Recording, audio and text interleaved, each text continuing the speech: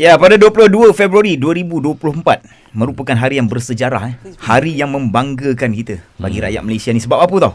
Sebab kita dah mengheret Israel ke muka pengadilan. Datuk Seri Utama Muhammad Hassan yang berdiri dekat hadapan Mahkamah Keadilan Antarabangsa ni pada jam 5 petang pada tarikh yang saya sebutkan tadi, nak mengheret Israel ke muka pengadilan. Alhamdulillah. Ini yang macam kes Afrika Selatan hari itu macam mana Afrika Selatan dia bahagian lain. Afrika Selatan dia bahagian genosid. Okey. Tapi untuk Malaysia yang lain pula. Baik. Saya nak faham benda ni lebih lanjut. Susah sikit. Betul. Sebab kita pun tak ada di tempat kejadian kan. Betul. Jadi hari ini kita bersama dengan Ketua Bersama Pasukan Undang-Undang My Aqsa, iaitu Tuan Lokman Sharif alias. Assalamualaikum warahmatullahi wabarakatuh. Waalaikumsalam warahmatullahi wabarakatuh. Tekan aja DJ macam DJ pasar raya kan. Sebab dia tekan mana-mana. Okey. Tuan Lokman, apa khabar? Okey, sihat? Alhamdulillah. Terima kasihlah menjemput. Ya. Dan sebenarnya kita memang nak tahu lebih lanjut lagi lah tentang detik bersejarah. Ya, sebab katanya ia berbeza daripada kes Afrika Selatan yang membawa Israel hari itu. Boleh Tuan Lokman jelaskan sedikit? Baik. ICC ni dan ICJ ni berbeza walaupun mereka berada di Den Haag. Bangunan mahkamah pun berlainan lah. ICC ni adalah International Criminal Court. ICJ adalah International Court of Justice ataupun Mahkamah Keadilan Sedunia. Satu lagi Mahkamah Jenayah Antarabangsa. Seperti saya katakan tadi, ICJ adalah mahkamah untuk menyelesaikan pertikaian antara negara-negara. Tetapi ICC ni adalah mahkamah yang memberi yang membawa pendakwaan kepada pemimpin-pemimpin individu yang melakukan jenayah perang. Yang melakukan genosid. Misalnya kita pernah ada dahulu di ICC Radhavan Karadzic, iaitu pemimpin Serbia. Pemimpin Serbia ini didakwa di mahkamah ICC dan kemudian dia dihukum selama 40 tahun kerana membunuh atau melakukan jenayah perang ke atas rakyat Bosnia. Itu beza ICC. Tetapi ICJ hanyalah antara satu negara dengan satu negara. Dia tidak boleh mendakwa individu di ICJ. Untuk ICC adalah untuk mendakwa individu yang terlibat dalam jenayah perang. Ini pun ICJ juga kan, tapi dua kes yang berbeza. Kes Afrika Selatan ini, ICJ ni adalah International Criminal Court of Justice. Dalam bahasa Malaysia adalah Mahkamah Keadilan Dunia. Kan? Jadi Mahkamah Keadilan Dunia adalah mahkamah untuk menyelesaikan pertikaian antara negara-negara. Kan? Jadi kes South Africa telah membawa kes pelanggaran Konvensyen Genosid terhadap Israel di ICJ. Iaitu antara negara South Africa dengan Israel. Tetapi kes kali ini kita berlainan sikit. Kes kali ini adalah rujukan daripada Perhimpunan Agung Bangsa-Bangsa Bersatu. Dia memberi rujukan ataupun mahukan pendapat daripada Mahkamah ICJ tentang kedudukan undang-undang, yakni sama ada terdapat pelanggaran undang-undang antarabangsa ke atas okupasi ataupun pendudukan Israel ke atas tanah Palestin. Maka dalam kes kali ini lebih kurang 50 buah negara terlibat. Dan Malaysia salah satu yang mengemukakan hujah-hujah kepada hakim-hakim sebanyak 15 pada hari tersebut kan. Dan alhamdulillah pada masa tu kita diwakili oleh Datuk Seri Utama Haji Muhammad Hassan ataupun Tok Mat.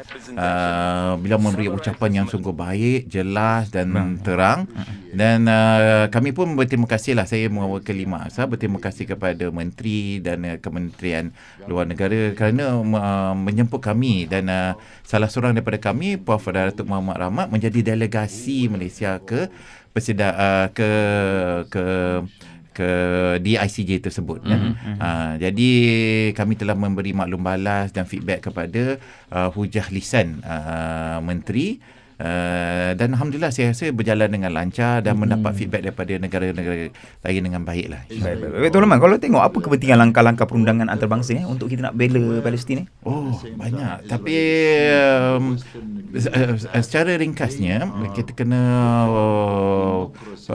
faham bahawa kalau kita bawa kes undang-undang ke Mahkamah Antarabangsa, kita jelas siapa salah dan siapa betul. Selama ni kita katakan Israel melanggar undang-undang antarabangsa. Kalau mahkamah sudah menetapkannya, jadi semua orang jelas. Okey.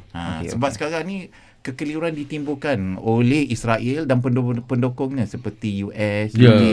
Dia orang spin, putah belik macam-macam. Dia kata Israel ada hak lah untuk self-defense, untuk bunuh. Semua ni, kalau kita, pada saya kalau yang buat undang-undang antarabangsa, semua ni pada saya auta ataupun menipu. Kan?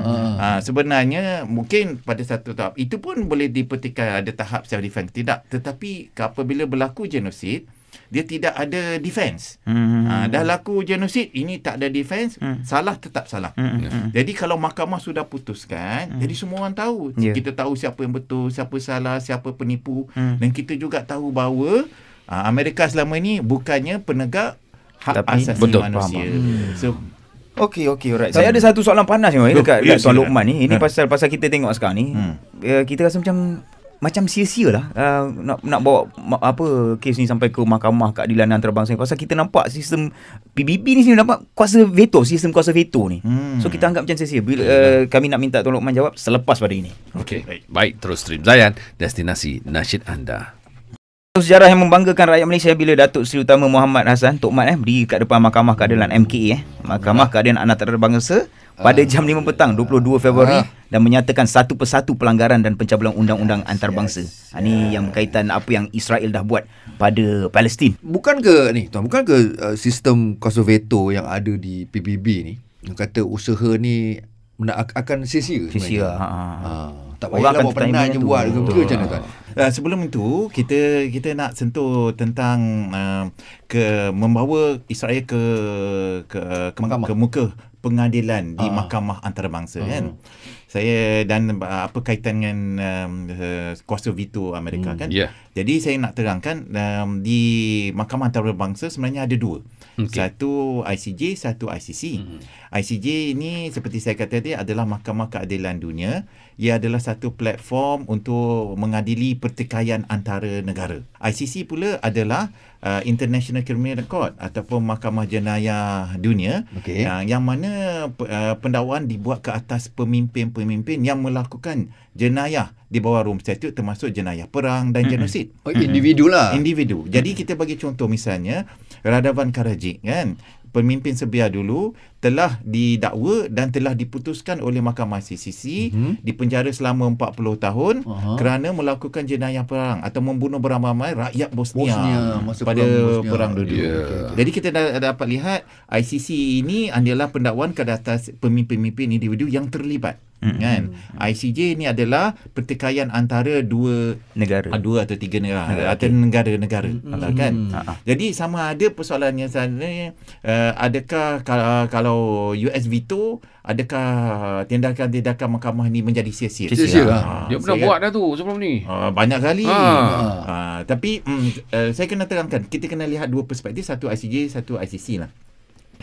Saya akui untuk ICJ untuk laksanakan keputusan mahkamah selalunya pelaksanaan ini dilakukan melalui UNSC ataupun Majlis Keselamatan Bangsa-Bangsa Negara di mana US veto kan. Tetapi saya percayalah kan, kalau kes ini tidak dibawa oleh South Africa, saya percaya bahawa sekarang ni Israel sudah tentu telah menyerang Rafah. Yang akan menyebabkan banyak rakyat, berjuta rakyat sama ada Palestin sama ada dibunuh ataupun diusir daripada Palestin ataupun daripada Gaza kan. Ini kerana pada masa ini terdapat kes-kes ramai orang kata pelanggaran genosid. Jadi US, Israel kan mengambil peka bahawa ini adalah satu kesalahan. Sebelum ni dia kata Israel ada hak-hak. Sekarang ni dia mengatakan bahawa ini walaupun ada hak dia kena ikut undang-undang antarabangsa kan. Jadi pada saya penting kita kena, kalau kita ambil tindakan undang-undang ni, kita jelas siapa salah, salah, siapa betul. Dan kalau Palestin menang, kita tahu bahawa Palestin betul, US dan Israel salah. Dan seperti saya kata tadi, penipuan, putar belik semua tu, rakyat siapa yang putar belik dalam dunia pada masa ini. Baik, Tuan Luqman, kalau yalah Tuan Luqman sebagai ketua bersama pasukan undang-undang Mai Aqsa kan. So apa agaknya usaha-usaha perundangan yang Mai Aqsa dah buat? Jadi kami telah buat dua langkah. Satu, membawa kepada ICC, dan saya katakan tadi, dan kepada ICJ. Untuk ICC, kami telah pergi ke Palestin, menemu ramah, pergi ke penempatan Palestin, menemu ramah, mengumpul bukti dan kemudian membawa bukti tersebut kepada ICC. Itu pada 2019 kita pergi sendiri di Palestin. Baru-baru ni selepas perang dulu, kita pun menemu ramah beberapa doktor-doktor yang melihat kejadian bom di hospital-hospital di Palestin. Kan? So jadi kita ambil bukti-bukti itu, kita kemukakan kepada ICC juga. Tapi saya sedih juga mengumumkan beberapa doktor telah syahid, telah korban. Dia sedih. Jadi dia patut jadi saksi, kami tak boleh jadi saksi lah. Itu di ICC. Dan di ICC juga kami terlibat dalam proceeding di ICC. Pada tahun 2020, mahkamah nak menentukan sama ada dia ada bidang kuasa atau tidak ke atas pelanggaran pencabulan jenayah-jenayah perang dan genosid oleh Israel di bumi Palestin, kan. Jadi kami terlibat sebagai amicus curiae, dan mahkamah alhamdulillah menentukan bahawa dia ada bidang kuasa. Sebab tu satu siasatan telah dimulakan oleh ICC. Kan? Di ICJ pula kami baru-baru ni terlibat dengan Tok Mat sekali, Datuk Seri Utama, dalam memberi feedback, dalam memberi balon balas kepada hujah lisan di ICJ baru-baru ni. Baik. Okey, selepas ni kita nak minta Tuan bagi kita nasihat sikit lah. Bukan kita saja, untuk semualah rakyat Malaysia, macam mana kita nak terus bagi sokongan ataupun tanda solidariti terhadap rakyat Palestin. Selepas ni boleh tak? Boleh, insyaAllah. Okey, untuk itu terus Stream Zayan, destinasi nasyid anda. Terus tunjukkan solidariti anda terhadap Palestin, dan tu kita kecam Israel sampai bila-bila, pasal dia orang ni dah memang melakukan satu jenayah yang sangat teruk. Dan kita bangga sebenarnya bila Tok Mat pergi dekat hadapan mahkamah keadilan antarabangsa dan menunjukkan atau mengemukakan apa jenayah yang mereka dah buat tu. Ya, kita pun dah sembang agak panjang juga, so kita sambung lagi kita punya perbualan pagi ni bersama dengan ketua bersama pasukan undang-undang Mai Aqsa, itu Tuan Luqman Sherif Alias. Tuan, kita nak tahu tentang perancangan masa depan Mai Aqsa untuk mempertahankan Palestin ni. Silakan. Mai Aqsa sebenarnya kami akan terus menumpu dan terlibat dalam membawa kes membawa Israel ke muka pengadilan di mahkamah antarabangsa. Bagus. Jadi kami akan terus membawa, kalau boleh, membawa kes-kes ataupun kes di ICC dan di ICJ lah. Kan pada masa ini kami melihat sama ada kami boleh menekan kepada prosecutor di ICC untuk membawa kes Palestin ni. Dia masih dalam tahap siasatan.